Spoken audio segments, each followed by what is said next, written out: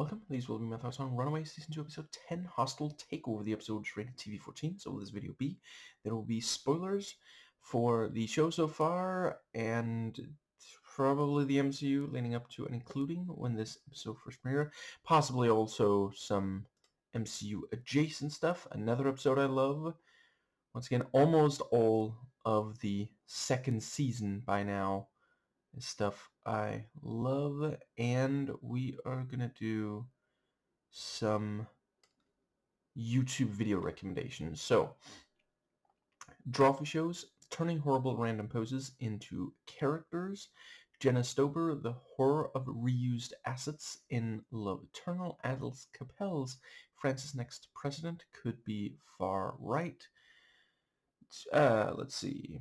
The Tabernacle, Israel is falling apart. And Savage speaks, you couldn't write a character as insecure as Clav, I mean that literally. So, a lot happened. Again, gonna try to keep this chronological. So basically, yeah. I guess I'll very briefly note, I thought it worked very well. I mean, essentially, the episode is like if Assault on Precinct 13 was made by, John Carpenter's the side of him that likes delving more into like supernatural stuff. I suppose, yeah. Frankly, Assault on Precinct 13 by way of Prince of Darkness, I feel like works. And yeah, I'm here for it. Those are both two eras of John Carpenter that I absolutely love. Now, we start on Gert and Lace still being sick, and I thought that really worked because, there's a couple of things there. For one thing, it's heightening the tension, which we kind of need in order to buy that Nico, goes full,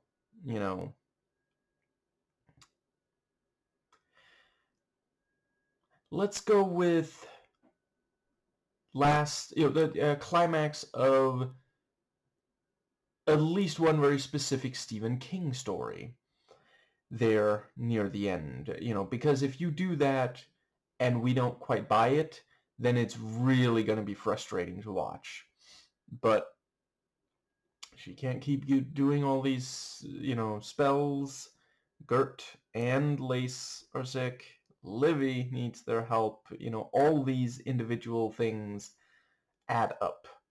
And another thing is, of course, that this would be a very different episode if old Lace could run around chomping on, these crooked cops, aka American cops. Now, I think but yeah, I appreciate that there's also a fun episode in that concept. I think they made the right choice here. But yeah, so there's the proximity alarm goes off, and right, and we find out Alex is one of those people who just kind of hits the snooze button on that thing, or we see him turn on the volume, whatever. I appreciate that it makes more sense than turning off the alarm entirely, just in case something else happens upon them. But oh right, sorry, I completely forgot to mention, we obviously, before that, we do see Livy in the waiting area that Molly was also in. And yeah, we see just how far AWOL is willing to go, which also appropriately has us hating his guts for the rest of the episode. If you needed more to get there, I mean, yeah. Even just having him saying the line, "Take the baby," is already, just holy crap. And I appreciate us not having to directly witness it. We see, Tamar's reaction, but not the baby being grabbed, which I think might also be, there are very specific rules for what you can and cannot do with, babies on camera, and thank goodness for that. Because if you look at Hollywood's history, there's some really messed up stuff. I mean, still, but yeah. And yeah, grabbing a baby like that would almost definitely upset it, no matter who did it. I guess that does bring us to, yeah, let's talk some about, so we have Victor and Janet, trying to work, and then he shows some, yeah, I mean, clearly these aliens, I think it works. I think I may have already mentioned it in an earlier episode, but these aliens, there's something about like tactile experience, which I get because they've been cooped up in that spaceship forever, and I'm starting to think they just don't have a physical form at all, because we've yet to see them have physical form. They are these little blue glowy things that fly, and evidently they can go into human bodies. And when they do, yeah, they experience these, yeah,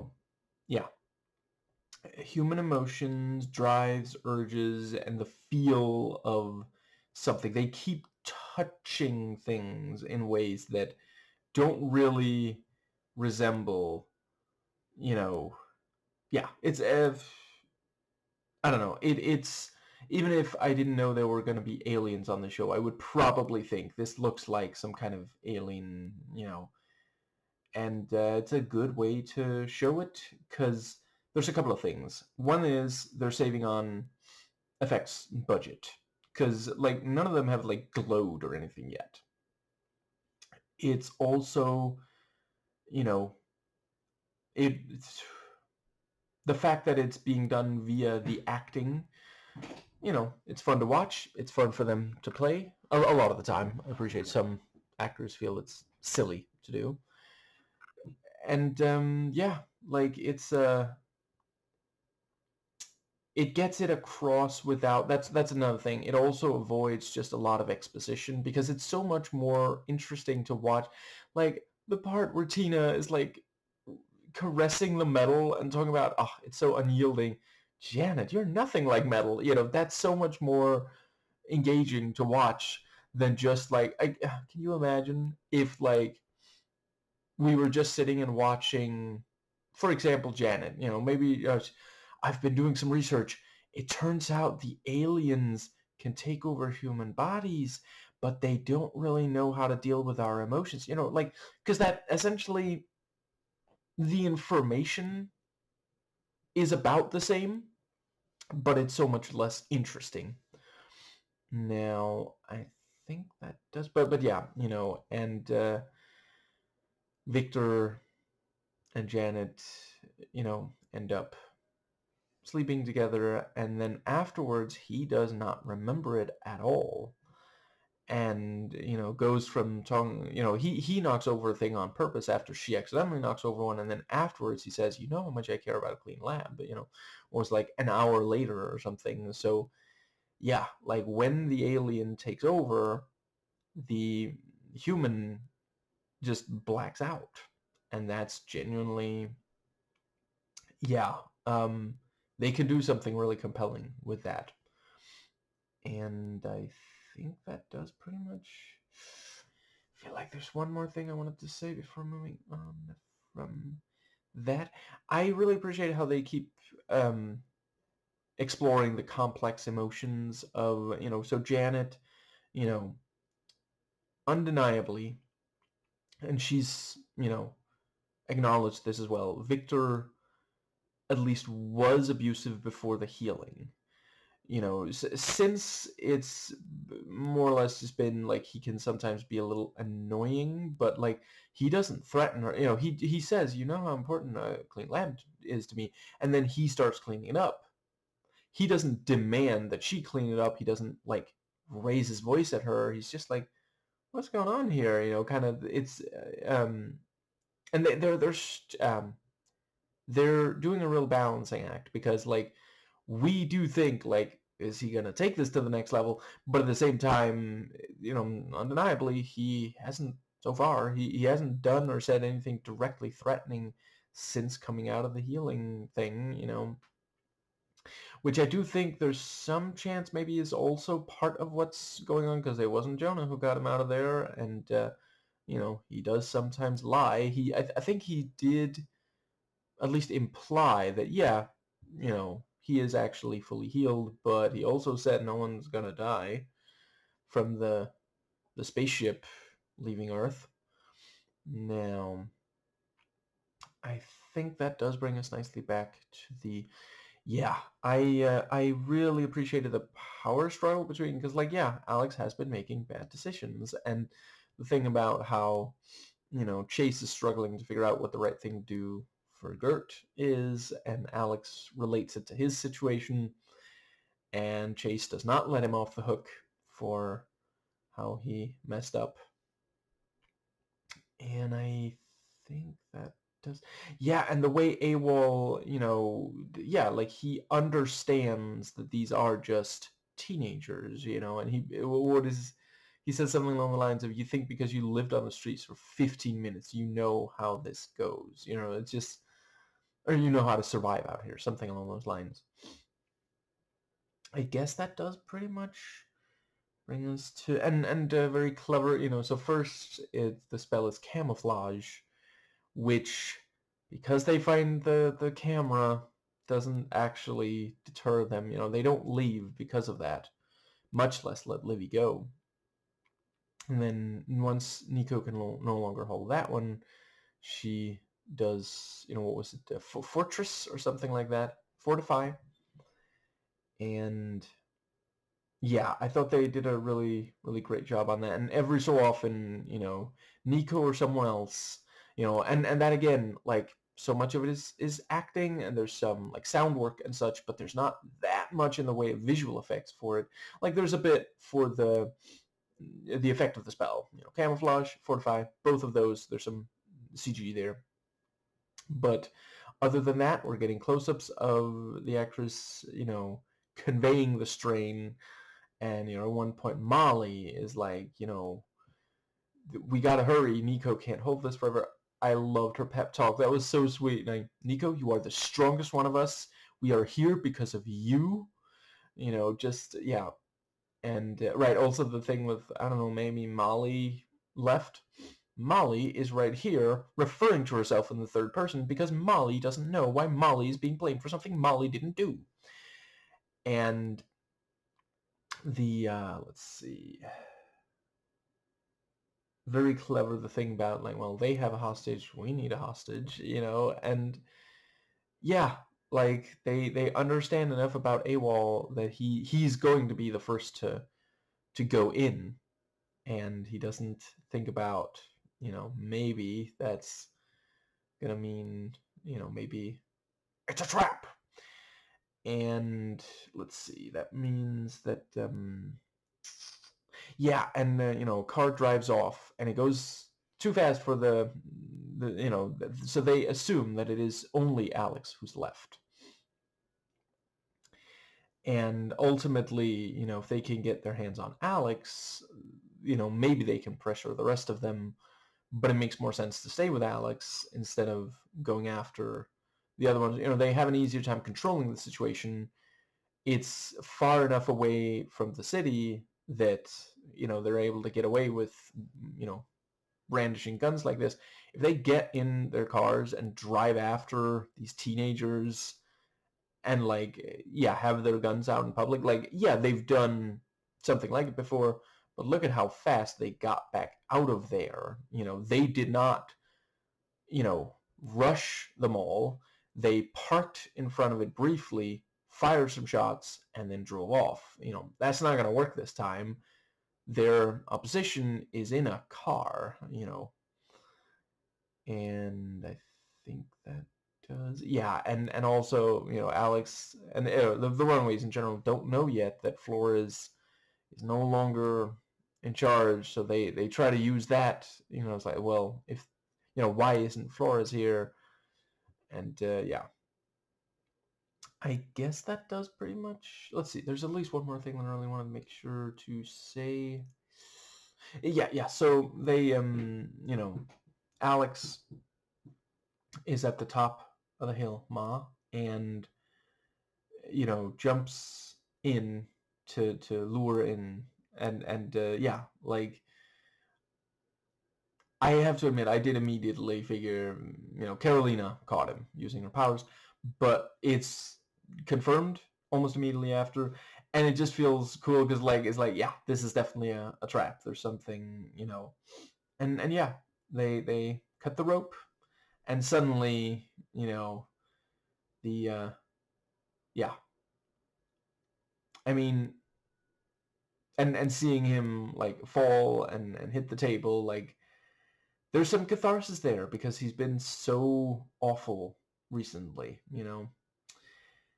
But yeah, he was engaging in mountain flossing, which, let's be honest, is repelling. Yeah, I still love MST3K. What are you gonna do? And also it was really compelling when, so AWOL threatens, basically, like, there's several times where he's like calling their bluff and such. And right, also clever, I appreciated, Chase figures, well, AWOL only respects violence, so if I threaten, you can't see it, but I have a weapon aimed right at, that is a clever thing to do. I'm not advocating for it in real life, obviously, but because yeah, they already can't see the hideout, and, Livy has no reason to lie. She obviously wants Xerxes to be safe. And let's see, yeah, when Alex, so yeah, AWOL provokes him. I appreciated that it was only when he said, we're gonna hurt Livy so much worse. That's the thing that has him, yeah. And he is threatening to kill, and I mean, essentially what he is doing does qualify as torture also, even if he doesn't take it to the lethal level. And, this is something that they have been building for Alex, because he did a form of torture against his father. Now he's doing against AWOL, and it's this thing of, like, at what point does this become, like, a pattern? Because, like, yeah, there are people out to get him. He's not, what's that saying? Just because you're paranoid doesn't mean people aren't out to get you. Like, but at what point, how far do you go before it's no longer the case that the ends justify the means, And let's see. I guess that does bring us to the right. I've got some more to say about the Tina-Janet scene. So I don't love the thing about basically, the fact that maybe it's especially because, like, so there's clear consent at point, let's see, I think it was when certainly Victor and Janet, I think, yeah, it starts with a kiss where he excuse me.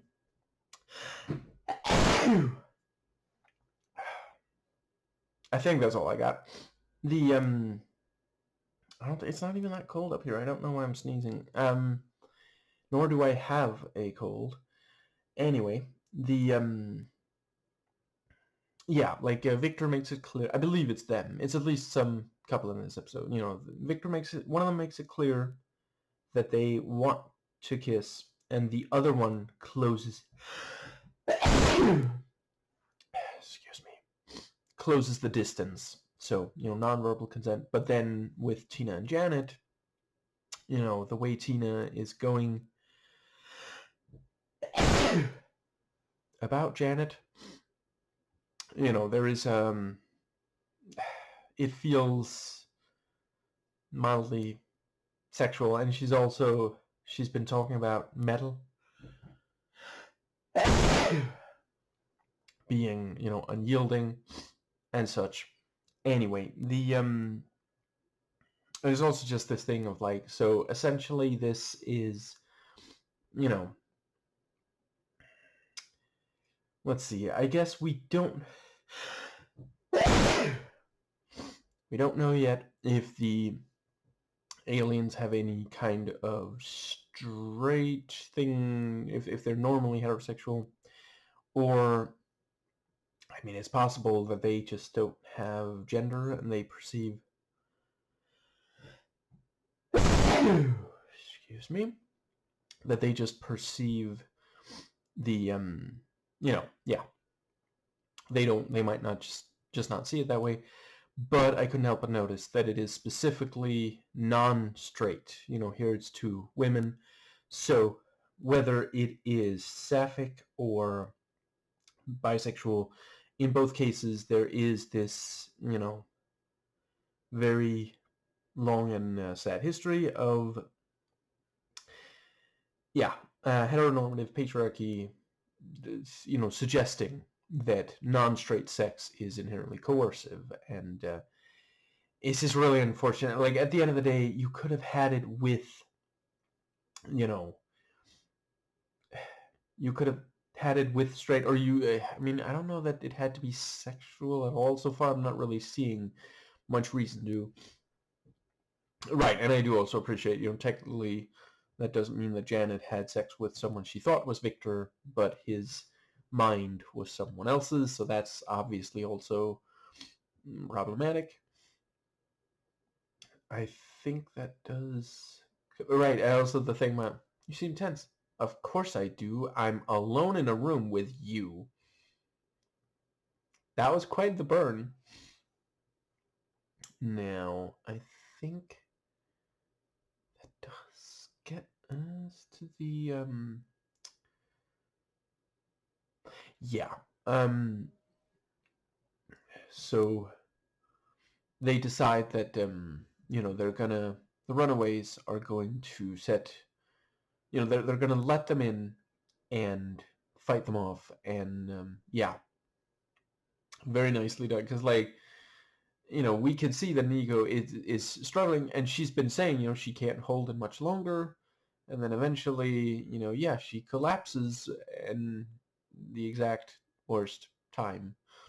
Also really like the bit with, Molly saving Livy, throwing this giant, like, boulder, and then she smiles, goes, I guess I rocked this world. I'm sorry, I just really love this. This contrast between her chipper demeanor, her 60% excessive for Nico chipper demeanor, and then this, like, very violent thing, like, just, yeah.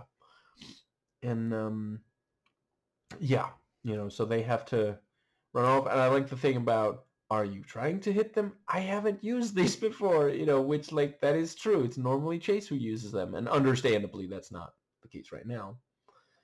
I think before I finish off that scene, I will briefly talk about, so yeah, ultimately Chase does take Gert to Dale and Stacy, and I do think it works that, so she specifically said earlier that she really badly did not want to go back to them. And I forget if it was specifically to Chase that she said it, but I'm almost certain Chase knows. So, this is where he ended up in response to the fact that he wasn't sure what the right move was. And, yeah. We have the reveal that Stacy purposefully poisoned Old Lace, and she says that she wasn't expecting, so yeah, I think I have already mentioned, I'm quite confident she's also got an alien in her. That's why she's behaving this way. And she says she didn't expect the Spanish Inquisition, or for that matter, for Gert to be sick. But she's about to inject Gert, and Chase points out it seems to be the dino, and Gert is having psychosomatic symptoms. Try saying that 3 times fast. And yeah, genuinely clever way to do. And also, Dale just barely finishes saying, well, we're gonna find out. We'll do something as soon as we find out what's even happening here. And then Stacy's like, okay, I need her arm for this injection. And yeah, the bit where Victor comes in and yeah, Tina's being alien weird, and there's the thing about Tina, no, Victor, no. And then they hang up, or he hangs up these flyers that tell any aliens nearby to meet with one of the 2 of them. So, I already mentioned that yeah, it seems like they're doing an Invasion of the Body Snatcher thing. And not only am I here for it, but I really love this idea of, because one of the things is, if you want one of those to move faster than a show, the psychic connection between them could work well. I'm not spoiling those movies, don't worry. I'm not saying if that is a thing in those movies. I'm just saying, hypothetically, if you wanted to move something like that to move faster, I'm not speaking as to how fast those movies move. But to not have a psychic connection, yeah, I guess I made my point. I think it's going to, that this is going to allow them to have quite the group by the finale, which I want to say is, I guess, 2 or 3 episodes away, something like that. And, along the way, we've already seen how, yeah, the sensory thing. Yeah, I think that does pretty well cover.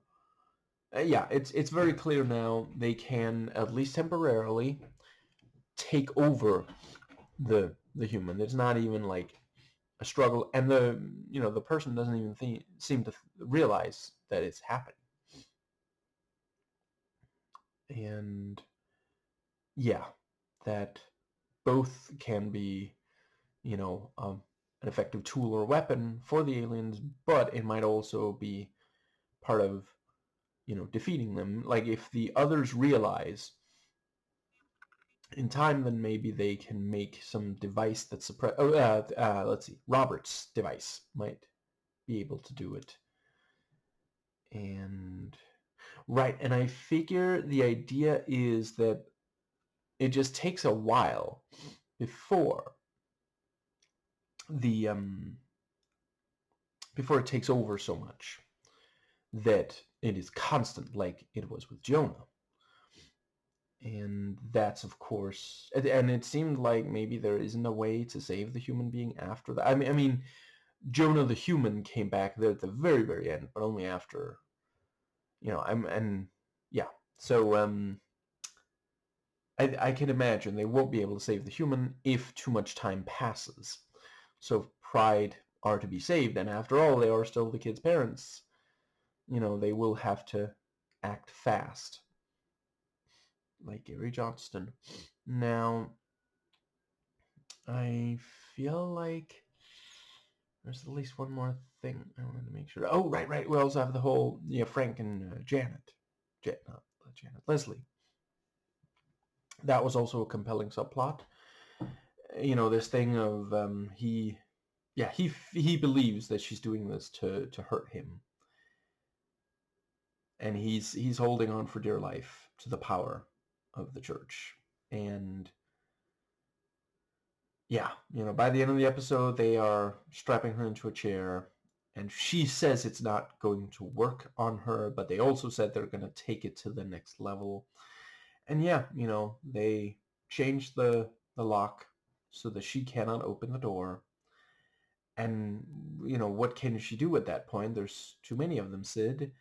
It's, yeah. I really appreciate the way that, like, Frank is becoming an increasingly interesting character. Also, like the thing about, I've killed for this place, said the character.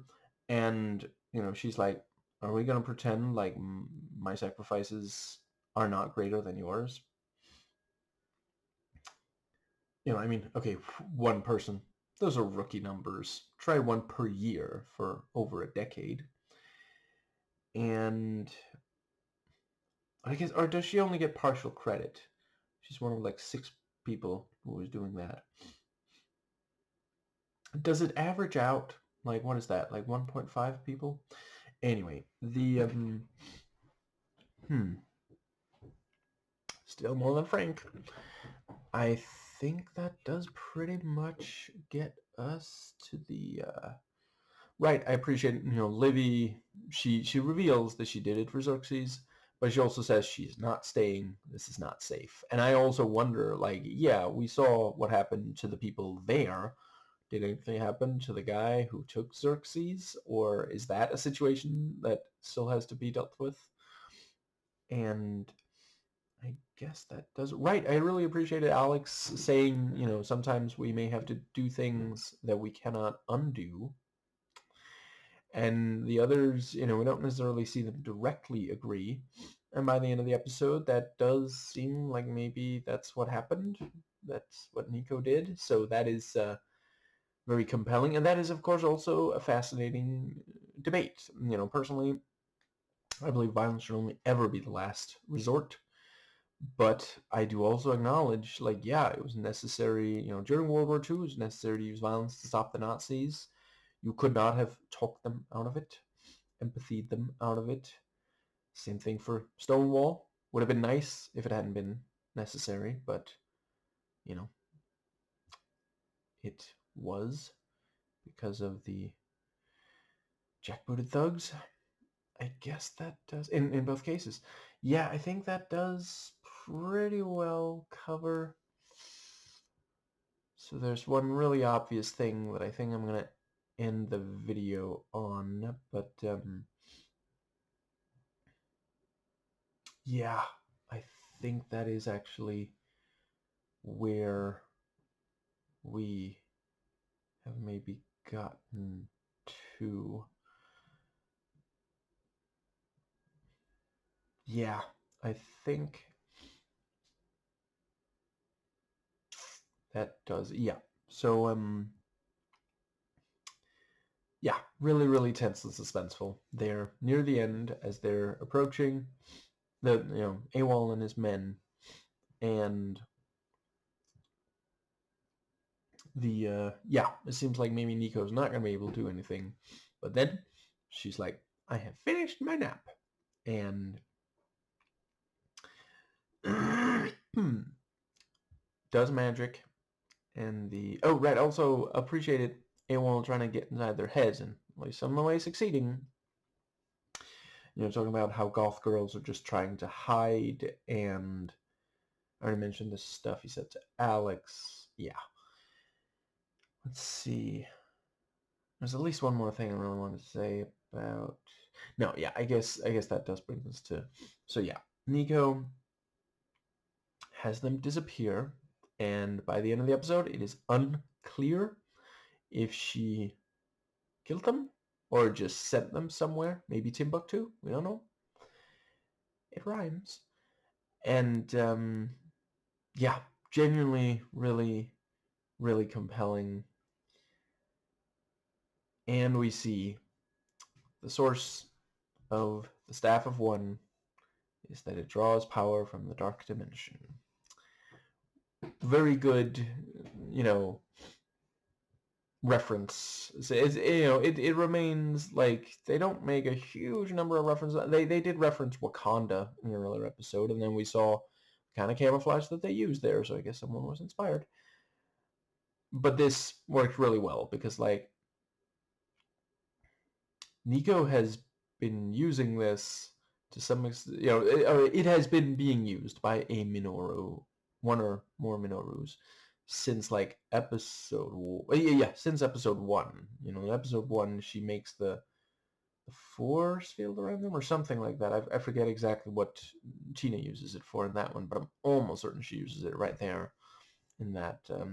And yeah, now we understand the source of this corrupting influence. And yeah, they don't even need to say it. No one needs to say it out loud because like it's a very recognizable visual cue. The eyes, yeah, and that is again a case where because they put that in at least one movie, but obviously they wouldn't have as much time, to develop. Now, in retrospect, we realize, I guess it counts as a retcon, but it's one of the ones that I feel works. Yeah. All this time, that's been the thing that, yeah. And we already know, the more you use it, the worse off you end up. And, yeah, I'm genuinely concerned as to what exactly that's the thing. Like, but let's see. Based on Alex's growing propensity for violence and torture, Nico with the staff, and Carolina possibly feeling more connected to the aliens, like, I'm genuinely not sure. Like, I feel like there might be at least one of them, I guess possibly more than one, turning villain by the end of this season or maybe sometime next season. And I'm honestly not entirely sure who they're going to, yeah. Because, like, right now, Carolina thinks she is the only of these aliens left. How is she going to react when she finds out there's more and that some of the Runaways and Pride, I'm pretty sure I'm not being ridiculous when I say they're going to want to stop them even if it kills the aliens, And, yeah. So really good job bringing, Nico is getting closer and closer to possible, maybe a villain turn, or maybe she's going to give up the staff. And that's obviously also going to really affect, the dynamic. I mean, at this point, it's essentially part of her identity. Right, I also like that, she made a Wicca thing to help Gert. And yeah, I think that covers everything. So I'm so glad I'm loving this show so much now. It's I'm genuinely not entirely sure where they're gonna go next, and it's very exciting to find out. And they're continuing to do really well on characters. The action is still much better than it was during season 1 and the very start of season 2. Yeah, I also thought it worked when they, so they have AWOL as a hostage, and then he's like telling his guys, not to proceed. And it's one of those things where, it feels like that is something that can be guaranteed by AWOL, unless one of the men of AWOL is an AWOL 2.0 who's going to go AWOL on AWOL.